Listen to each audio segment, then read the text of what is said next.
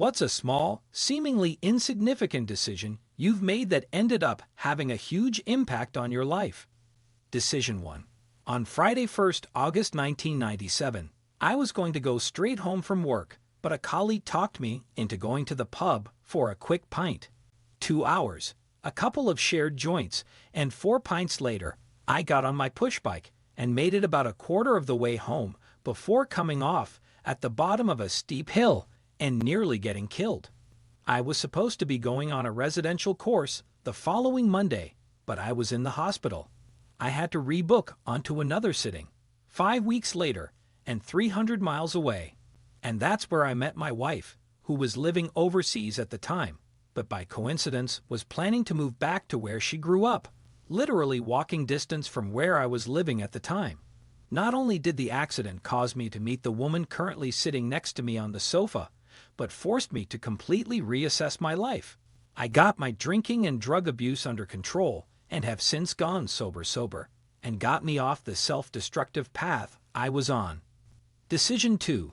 Deciding to talk to someone who was angry at his results during a test in class. We were both 15M.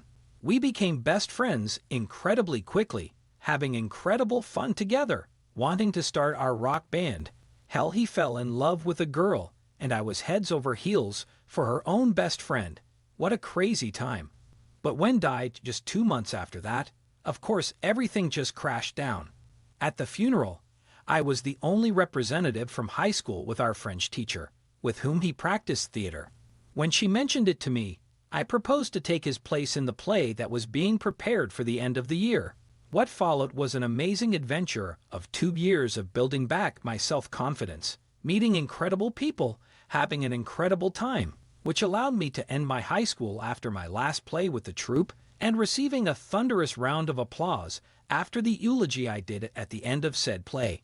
He was the most comedic person I've ever met. Of course, I asked for a celebration instead of a minute of silence. Amory, it's been 11 years already, but I wouldn't be half the man I am without the few months we had together. Just like you, I don't believe in life after death, but if there's one person I'd be dying to meet again, of course that'd be you, bloody moron. Decision 3. 18 years ago, I had gone to Dallas to see someone for the first time whom I had met online. Those were the days of AOL chat rooms. Went to a movie and a dinner, came back to my hotel, and by 9 p.m. was already asleep. Then another girl calls me and wakes me up. She knew I was coming to Dallas to meet another girl. I was annoyed that my sleep was disrupted. I picked the phone while grumbling. She said, "I live not far from your hotel, so we can grab a coffee." I was too lazy to get dressed up, but I said I can meet you in the lobby for a little bit. I have an early morning flight back to St. Louis. She came, we chatted for a little bit, and then got into her Honda Civic to get coffee at local Albertsons. Her driving kinda scared me, dropping F-bombs while jumping through a red light. In any case, I had to have a coffee date in Albertsons parking lot in my shorts and Hanes t-shirt. We got married 3 months later. My life is a million times better due to her. We have a wonderful family with 3 kids. I can't thank the stars enough that I picked the phone.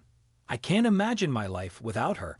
I told her that her fancy Nokia phone, which lit up when a call came, totally impressed me, and that's why I decided we are going to get married. Both of our first relationships too. Decision 4. In 2015, I saw my brother watching some YouTuber playing City Skylines. Once I found out what it was I bought it that day, $30. I was starved for a semi-realistic city/transportation builder for a long time. A few years later, I was thinking about what to do for a career. I was a manager at a pizza shop, but was growing tired of it, but had no idea what to do. Through online forums, I discovered the connection of traffic management/road building in the game to civil engineering. Decided to go back to school at 23 to pursue it. Figured if I could spend countless hours designing road networks in game, I could at least start school and see where it goes. It was a long road, but it sealed my passion for the subject. Now, at 29, I am a transportation engineer, landed the exact job I wanted going into school, and love it, and still love cities. Best $30 I ever spent. Decision 5. I wish I'd learned this one earlier. It took my toxic uncle threatening to murder my mother before I quit keeping the peace and decided to make a bit of my own.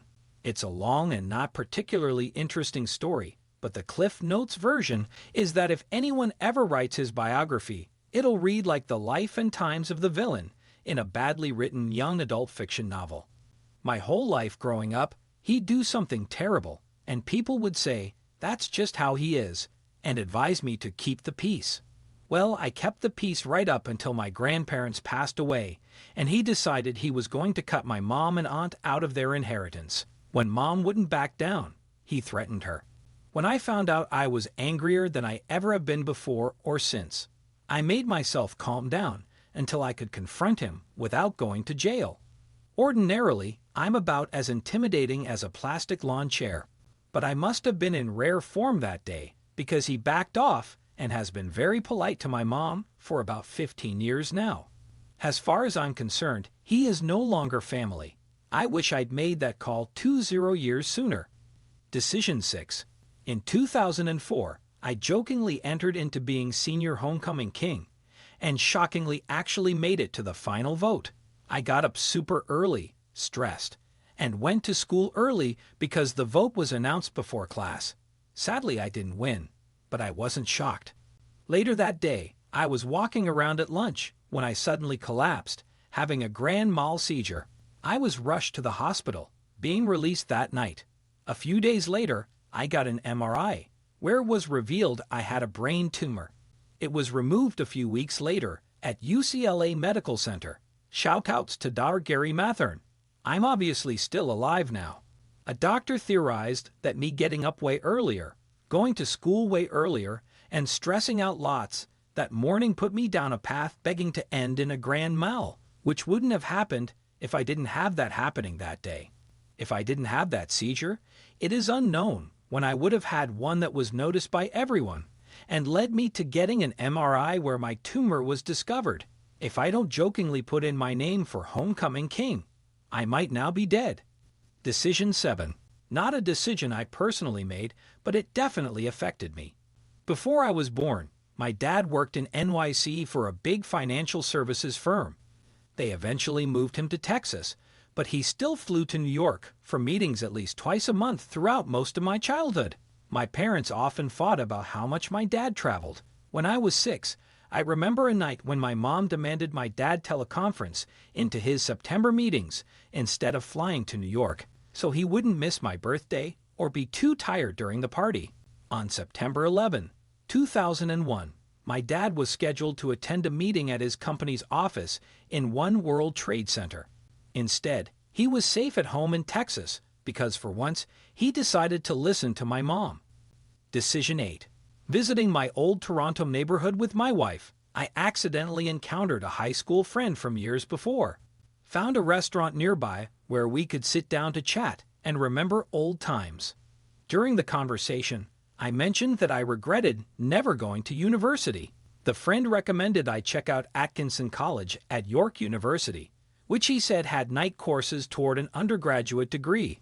This would be perfect for a man who worked full-time, as well as having a wife and 2 children. Excited at the prospect, I followed up the very next day. 5 years later, I had my BA. Next to marrying my wife and having our 2 children, now adults, it was my most life-changing experience. Thank you, Bob Hamilton, wherever you are. Decision 9. I actually started putting real effort into work. Years ago, I used to have an anti-work mindset. Make the most amount of money for the least amount of effort. I would slack off. I would purposefully work the absolute least amount I possibly could. If things broke and I couldn't do my job as a result, that was a good day. In the span of a week, lots of bad things hit me one after another. Lost my car, and I lost my job. So when I started a new job, I decided I would try and see what happened if I tried my absolute best. Holy shit, the difference is night and day. I found people at work treat you different, more favorably, and generally respect you more. I also got good raises and bonuses for the first time in my life. Just that positivity alone was enough to open my eyes. So when I see on Reddit, these people with the anti-work mindset, who always only ever complain. It just makes me laugh, because I used to be like that, and I know that they are full of shit. Decision 10. After I dropped out of grad school, I was working in a crappy fast casual dining place just to get some money while I looked for a real job, but I wasn't having much luck. Got bored one slow day and started browsing Imgur while waiting for customers. I saw a post about jobs and how nobody was hiring, and a comment by some random guy said his job was always hiring. Decided on a whim to DM him and ask what he did / what company, etc. Nearly a decade later now, I'm a highly paid, highly sought-after consultant in asset management. Never even would have thought to apply to positions like it with my background if I wasn't getting desperate. Decision 11. I visited my late father's childhood hometown to take part in a family reunion kind of event.